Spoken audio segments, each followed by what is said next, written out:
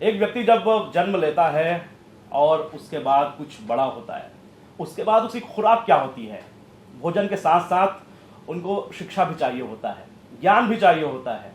कुछ और बड़े हो जाते हैं तब उनको रोजगार भी चाहिए होता है, हाथ को काम चाहिए।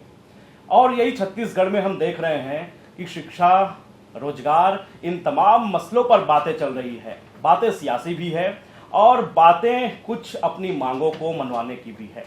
सीएम साय कहते हैं कि छत्तीसगढ़ में नई शिक्षा नीति लागू कर दी गई है।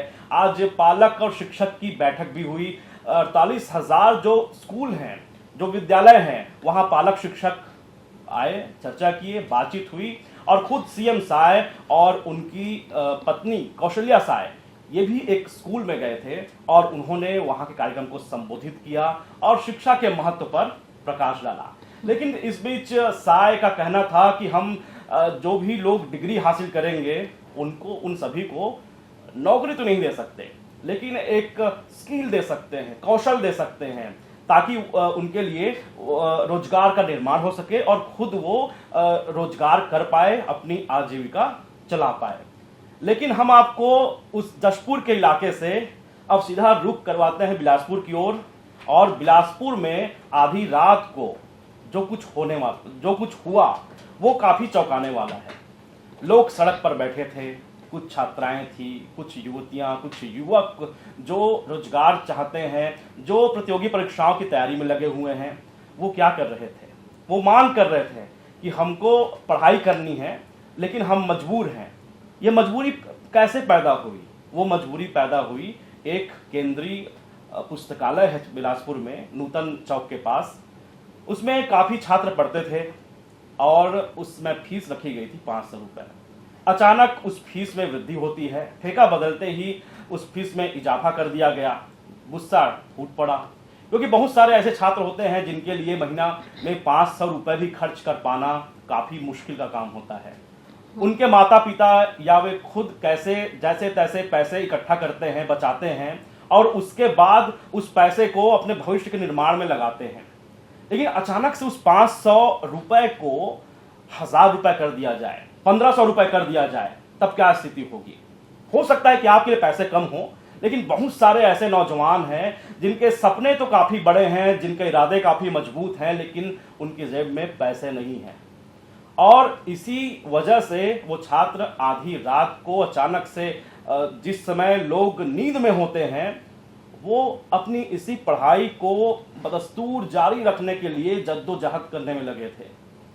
उनकी मांग पर क्या कुछ एक्शन हुआ ये तो समय बताएगा, लेकिन उनका एक आरोप कि हमको धमकाया गया, जो अधिकारी थे उनको धमकी दे रहे थे कि आपका कैरियर बर्बाद हो जाएगा। मुझे भी मेरा फोन भी रात को 11 बजे घनघनाया और मुझे भी मेरा एक मित्र है वो और एक मेरा भाई है, इन लोग का फोन आया और ये लोग बोलने लगे कि हमारा कैरियर बर्बाद हो जाएगा या हमारे ऊपर FIR हो सकता है। हम तो पढ़ने की बात कर रहे हैं, हम तो फीस में कमी की बात कर रहे हैं।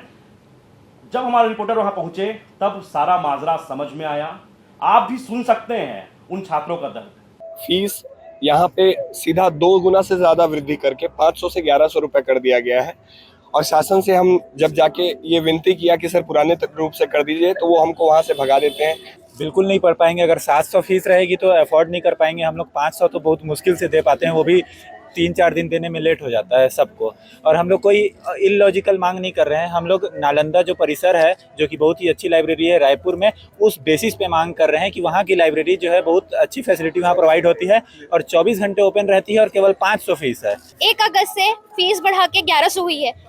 जो एडिशनल कमिश्नर आए थे वो बिल्कुल मना ही कर दिए कि फीस तो बढ़ी ही नहीं है, कहाँ है नोटिस, बंद करो करके, कि गेट बंद करके सब पे चमकाए हैं कि जो यहाँ बैठेगा उनका नाम पे FIR होगा करके। प्राइवेट लाइब्रेरी जैसे आप क्यों ट्रीट कर रहे हो? हमारे पास पैसा नहीं है इसीलिए हम यहाँ आ रहे हैं। पैसा होता तो हम प्राइवेट नहीं चले जाते, इतना अफोर्ड नहीं कर सकते हम लोग पैसा, इसीलिए तो हम सेंट्रल लाइब्रेरी आ रहे हैं। अब आपने छात्रों का ये दर्द तो सुन लिया, समझ लिया, साथ ही साथ अब आप हमारे सीएम साहब को भी सुन लीजिए। आज 6 अगस्त को 48,000 से ज्यादा जो स्कूल हैं वहाँ सब जगह पालक शिक्षक बैठक का आयोजन हो रहा है और इसका लाभ बहुत मिलेगा, क्योंकि शिक्षकों के साथ पालकों की, अभिभावकों की मुलाकात होगी और उनका बच्चा स्कूल में कैसा कर रहा है, स्कूल आता है कि नहीं आता है, पढ़ाई करता है कि नहीं करता है, इसकी सारी जानकारी उनको शिक्षकों से मिलेगी। तो इसमें शिक्षकों का भी मनोबल बढ़ेगा और बच्चों के विषय में भी जानकारी होगी, तो निश्चित रूप से माता पिता भी चिंता करेंगे। और मैं समझता हूं कि इस पालक शिक्षक बैठक जो साल में 3 बार होगा, इससे बहुत फायदा शिक्षा के जगत में होगा। तो निधि, एक तरफ है रोजगार, एक तरफ है शिक्षा। मैंने दोनों का एक सम्मिश्रण, एक कॉकटेल आपको दिखाया किस तरीके से छत्तीसगढ़ की राजनीति चल रही है। आपको क्या लगता है कि अभी जो युवा हैं उनको रोजगार दे पाने में अभी सरकार सही भूमिका निभा पा रही है, या फिर अभी और भी ज्यादा जरूरत है उनको मोटिवेट करने की? अगर आप रोजगार नहीं दे पाते तो कम से कम ऐसी बातें भी ना कीजिए, या उनके सामने ऐसा कोई संकट भी खड़ा ना कीजिए। देखिए, मोटिवेट करने वाले तो बहुत मिलेंगे, इसलिए सरकार मोटिवेट तो करे लेकिन रोजगार के साधन भी उपलब्ध कराए। लेकिन बात जो अगर सरकार की आती है तो समय ज्यादा नहीं हुआ है, अभी 7 महीने का वक्त बीता है, सत्ता में आए हैं फिर से बीजेपी वाले, तो काम तो चल रहा है ऐसा सरकार का कहना है। लेकिन शुरुआत करेंगे शिक्षा के साथ, जहां पर आज मेगा पालक और शिक्षक बैठक रखा गया था 48,000 स्कूलों में, जैसा कि अक्षय ने आपको शुरुआत में बताया था। यहाँ पर एक तरीके से अगर हम बोलचाल में कहें तो पेरेंट्स टीचर्स मीटिंग का यहाँ पर शुभारंभ किया गया। यहाँ पर विष्णु देवसाई जशपुर जिले के एक गांव में सरकारी स्कूल में पहुंचे और पेरेंट्स टीचर्स मीटिंग करवाई गई, जहां पर उन्होंने लोगों को समझाया कि किस तरीके से जब छात्र पढ़ाई करता है तो उसके साथ साथ पेरेंट्स की कितनी अहम भूमिका होती है। अक्सर हम देखते हैं कि प्राइवेट स्कूल में पेरेंट्स टीचर मीटिंग बहुत ही आम है, और जब प्राइवेट स्कूल के जो बच्चे होते हैं उनके पेरेंट्स तो बिल्कुल बखूबी इसमें हिस्सा लेते हैं, लेकिन जो सरकारी स्कूल होते हैं, जो गांव में होते हैं, वहां पर इस तरीके का जो प्रचलन है वो नहीं रहता। शायद माँ बाप को पता भी नहीं होता कि उनके बच्चे कौन सी क्लास पर पढ़ रहे हैं, क्या पढ़ रहे हैं, कैसी व्यवस्था है स्कूल की। तो इसी को बढ़ाने के लिए, इसी को और बेहतर करने के लिए बीजेपी सरकार ने ये पहल की है, और मैं भी इस पहल को काफी सराहनीय मानती हूँ। पिछली सरकार में हमने देखा किस तरीके से आत्मानंद इंग्लिश मीडियम स्कूल को भूपेश सरकार ने लॉन्च किया, इसे भी अभी बढ़ाया जा रहा है। लेकिन ये जो पेरेंट्स टीचर मीटिंग वाला सरकारी स्कूल में जो ये नया चीज विष्णु देवसाई सरकार ने लाया है, उससे आने वाले भविष्य में थोड़े बहुत बदलाव की गुंजाइश तो बिल्कुल है। अब बात आती है रोजगार की। ओपी चौधरी का एक वीडियो कुछ दिनों पहले सोशल मीडिया पर वायरल हुआ था, जहां पर कुछ लोग उनसे सरकारी नौकरी की मांग कर रहे थे। तब वित्त मंत्री ओपी चौधरी ने कहा था कि देखिए, जरूरी नहीं है कि हम सबको सरकारी नौकरी दे दें, जो कि बात बिल्कुल सही है। अगर वैकेंसी 200 पदों की है, उसमें 1000 लोग भर रहे हैं, तो 200 लोगों की ही नौकरी मिल पाएगी। बाकी 800 लोग ऐसा तो नहीं कि बेरोजगार घूमेंगे, उनको अपना कोई और जॉब ढूंढना होगा, उनकी कोई स्किल्स होगी, उसके बलबूते पे उन्हें काम करना होगा।